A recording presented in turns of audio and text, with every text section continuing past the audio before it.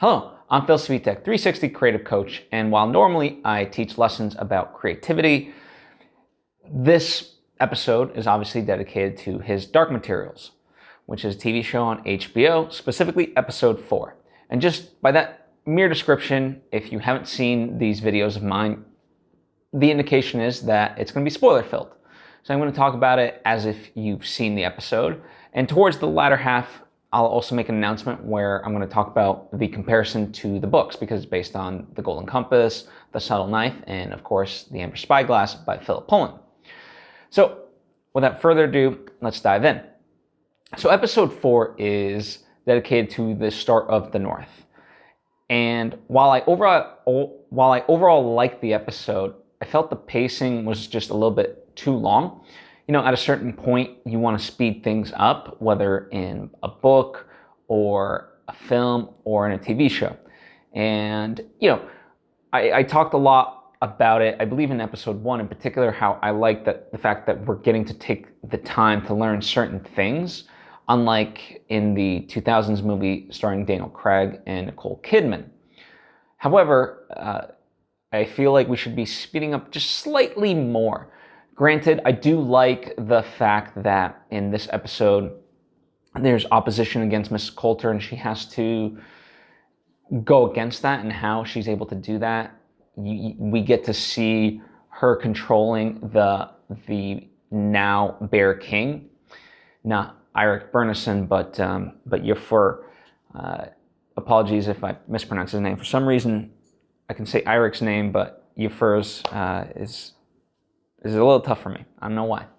Anyway, but I do like that sort of opposition against Mrs. Coulter and her wanting to find out what is the true purpose of the child, aka her daughter, Lyra.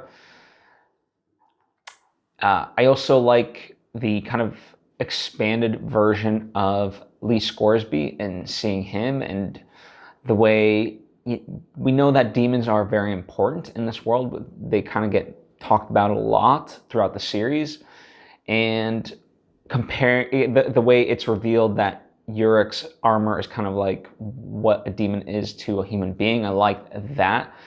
So there are moments that I enjoyed that we were able to slow down, but overall, I just wish it was a little bit faster. The other thing that I also did like is I'm going to call him Charles because in our world that's his name, Charles, the man who's in opposition, you know, who's kind of working with Mrs. Coulter, but he's kind of on his own side as well, the one that crosses over into our real world Oxford, if you will. I like him kind of being this rogue agent as well. So you've essentially got two rogue agents in Mrs. Coulter and him, and while Mrs. Coulter and him will help each other out when beneficial, I like the fact that you don't quite know how friendly they are, truly, to each other. So I do appreciate moments like that. But overall, you know, the episode really was about getting to this town, getting some information, more importantly, making some alliances that will pay off later, right? And the way in which I just think it could have been a little bit faster. I did like the action once Iorek Byrnison found out that where his armor was, he just goes right for it, and we get, you know, get a nice change of pace and get some action there against the Magisterium. I do like how Laura calls him back, and just a couple of moments like that where just things ramp up. Not, you know, some of it could be action and so forth, but it also doesn't have to be. Just things a little bit quicker. That's all. That's what I was hoping for in this episode, you know, as we're getting towards closer to where, you know, the destination is the North, the destination is to save these kids. I just want it to be a little bit quicker. So I hope I don't sound like a broken record, but that was my overall impression of the episode. But again, there's a lot to like. I just don't think, you know, for example, the scene that I think could have been done without is Lee going first time into the bar and stealing the watches and so forth. Like, I think we already got to know his character from a couple scenes earlier. We're going to get to know him more when he has that great interaction with Lyra. So that scene in particular felt a little bit fluffy, and, you know, unnecessary. One of the strong points of the episode was, I thought, Lyra, when she says that, when she basically talks about the idea of trust, and that she's going to decide who she wants to trust and how it's going to serve her, because without trust, basically in essence, life's meaningless. And so I did appreciate that, where, she was kind of being questioned about, how can you just trust that bear so blindly, like, he might have torn his head off and so forth. And she says to him, the Gyptians could have done the same thing. So it shows her intuitive nature, which is obviously, in a sense, how she's able to read the alethiometer, because it's noted multiple times that it takes many, many books to be able to understand it.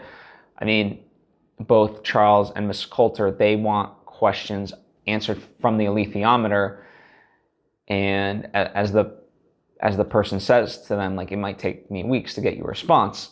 And so that's the normal protocol of the alethiometer. The fact that Lyra can just bust it out, put in her stuff, and be able to understand it, that's truly a wonderful gift, as evidenced certainly when she finds Serafina Pekkala's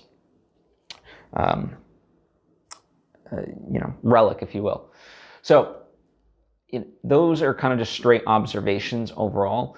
Now, as far as comparing it to the book, overall, I think this is the episode that is the most closest to the book overall. The things that kind of changed, obviously, Lee Scoresby's role in this particular section was a little bit expanded.